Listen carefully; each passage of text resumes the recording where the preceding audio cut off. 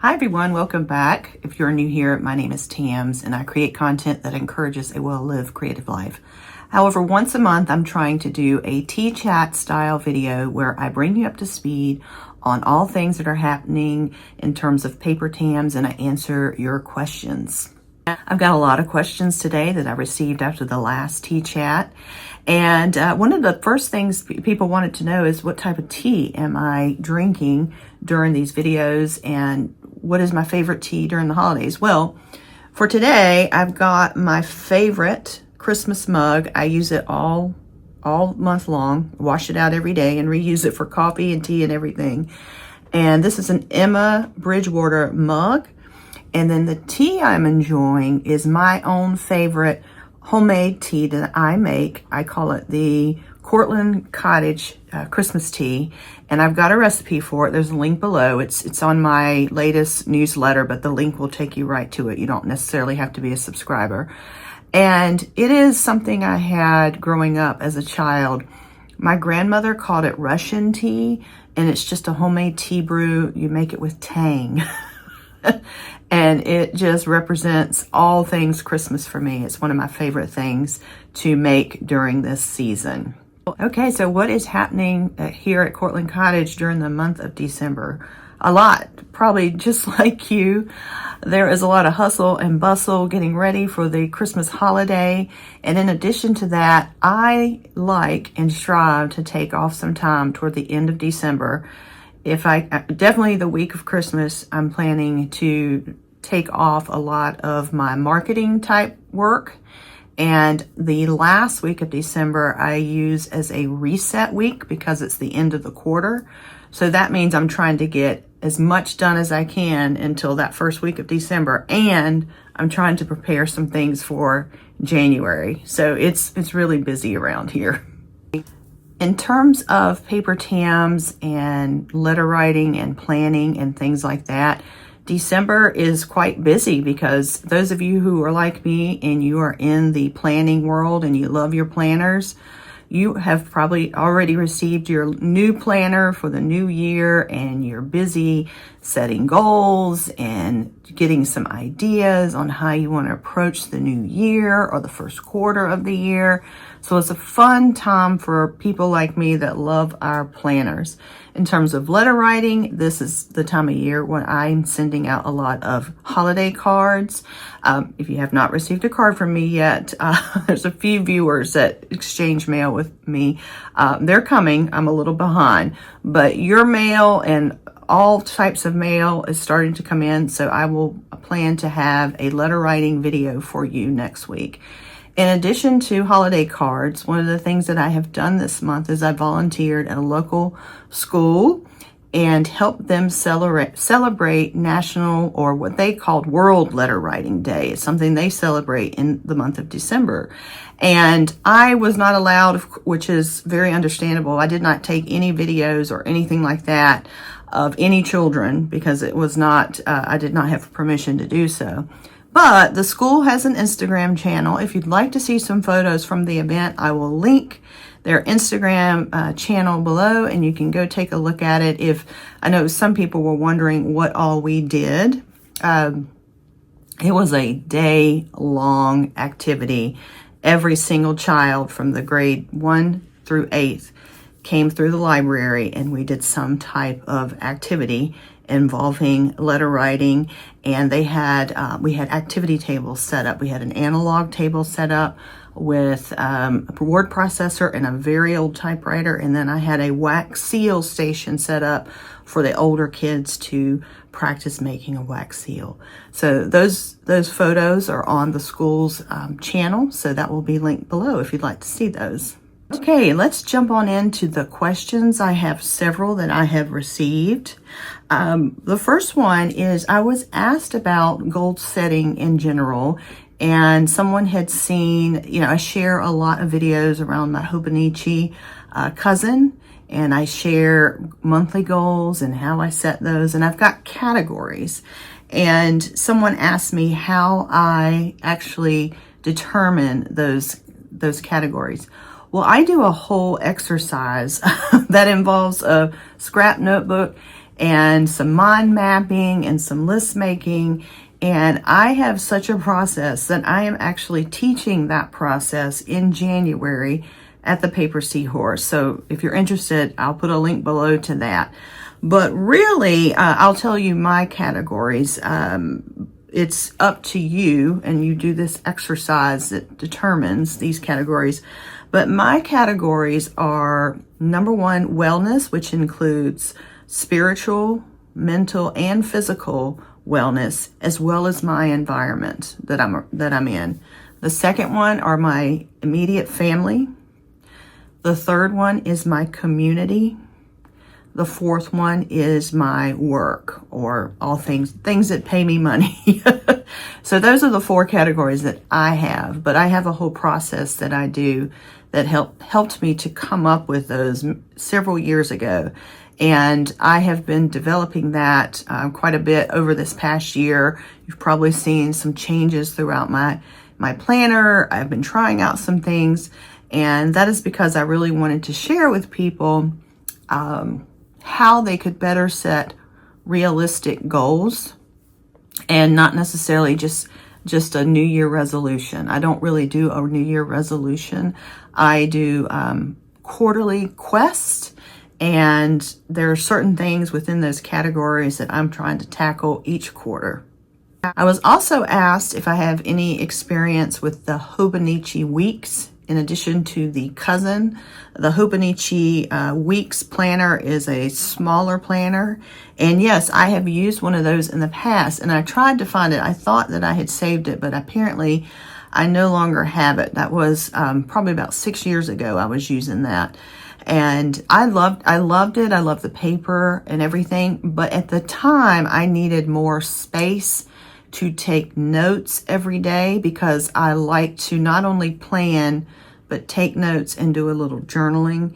And there was just not enough room for me to do that. Now, if you don't want to journal and you just want to do some planning and some list making and just some very simple bullet notes, it's fine for that. But it just was not enough room for me to do everything that I wanted to do in my planner/journal. I was also asked how the journaling classes that I taught back in November, how did they go? They went really well, and I'm so sorry we got so carried away and caught up into the class. I totally forgot to take any video or photos. I did take a snapshot of what the kits looked like, and I'll put that in here. That is really all I had time to do, but we had a great time. I had a great group, and I also I served my Cortland Cottage Christmas tea, and it was a hit. We had one group of ladies, a mother and a daughter. The mother was there from out of town, and the daughter lives in Florida, and she had grown up with that tea, and it was so weird because they had been discussing the same tea, and here it was. I served it at the journaling class. So we had a nice little chat about that, and we all had a great time, met some great people. I enjoy doing those classes. I always get such a great group. The next question's a good one. What are my favorite things about Florida in December? Well, surprisingly, it is the weather.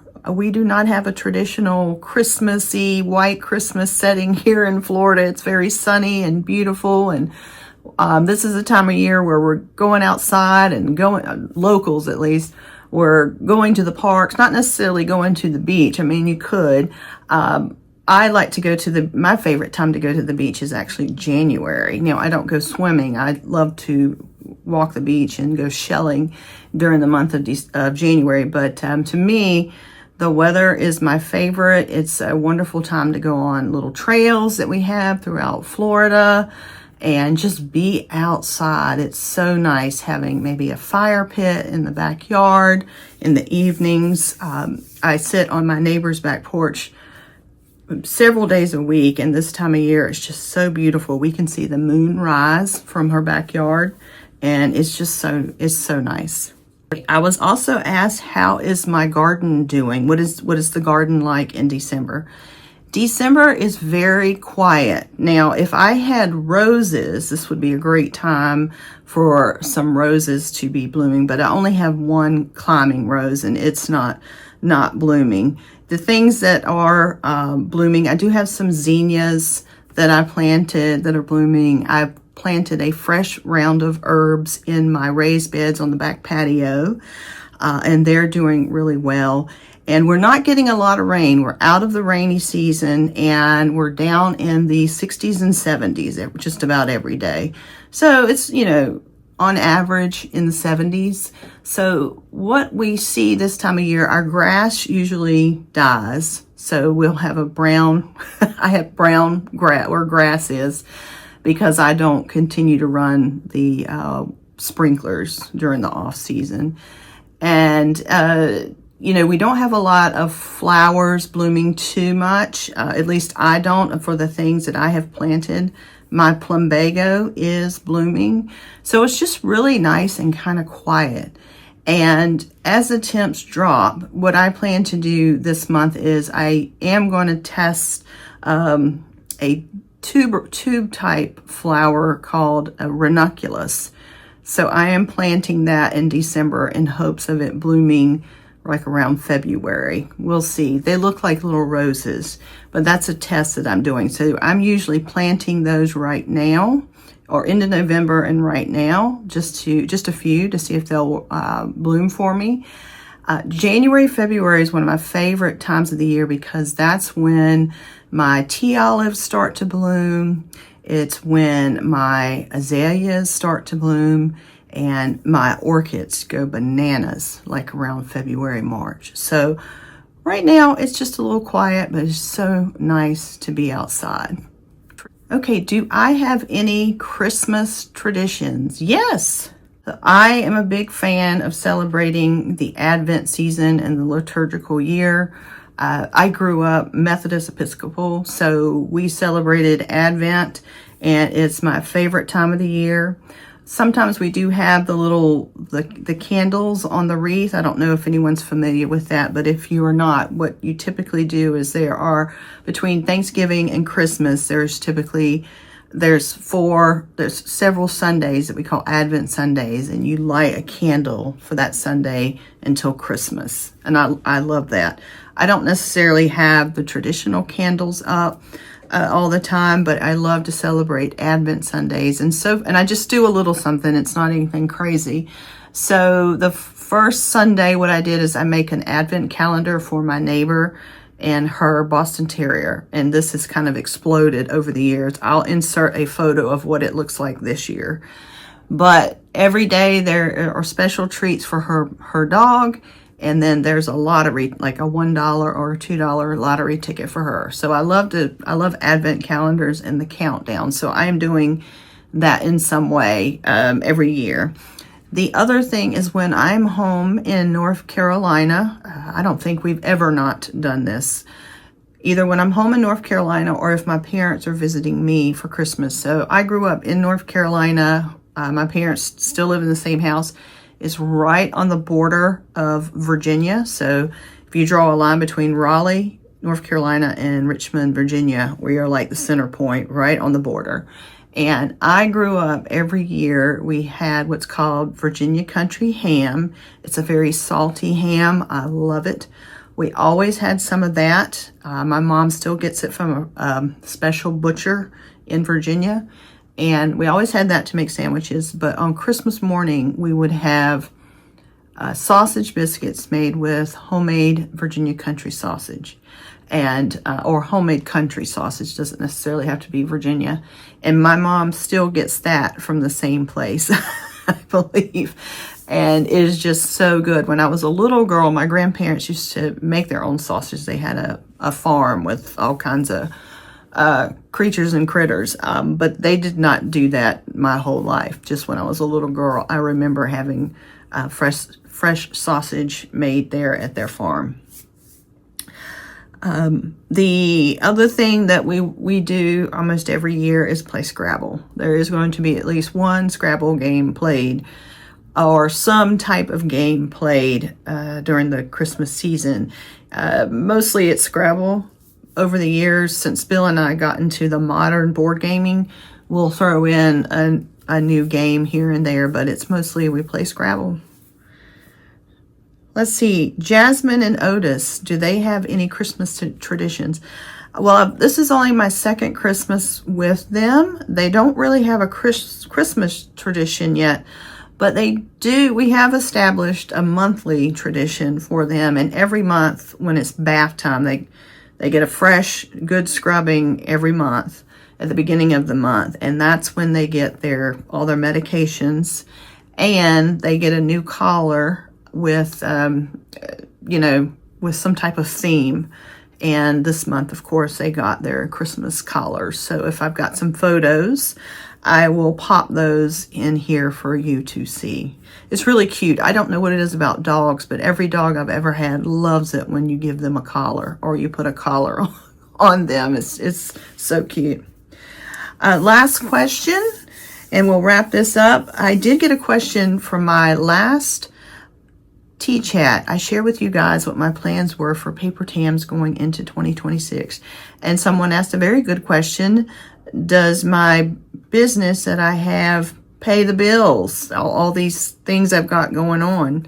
Not yet, but I am hopeful. So what that means is that if you have watched any of my older videos, you know that I took an intentional sabbatical after I was let go from my former career, and I had saved up quite a bit to be able to do that. So I was very fortunate, and I was able to just live off my own funds for quite a while. So I have had to tap into my own savings, of course, to be able to do this. But I will say I have intentionally made this a little bit more difficult for myself, because I believe that because I was so fortunate to have that sabbatical, I took it very, very seriously. And I feel like that I am supposed to go down a new route to be better aligned in this next journey that I'm going on for my career.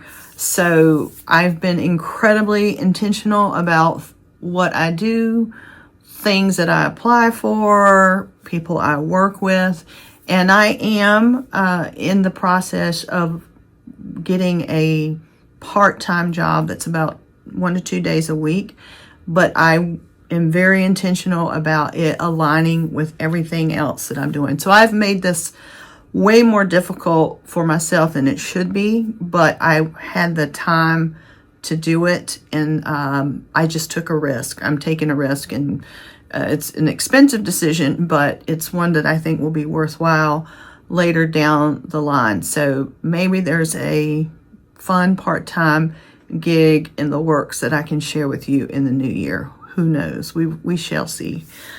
Anyway, that is all I have for today's T-Chat. Thank you so much for joining me. I hope you are having a wonderful holiday season. And as far as videos around the corner, we've got 2 more weeks till Christmas. So we've got in the lineup, we've got our holiday cards and the letter writing desk in the front room and the library all decked out to share with you. We've got the mouse house that is being decorated, and that will be shared with you, and just a few other goodies between now and Christmas. And then, of course, toward the end of the year, we'll be talking about planning and goal setting and getting back to our regular content. But please let me know if you have any other questions, and I'll be happy to address them in the next T-Chat. Thanks, and I'll see you in the next video. Bye.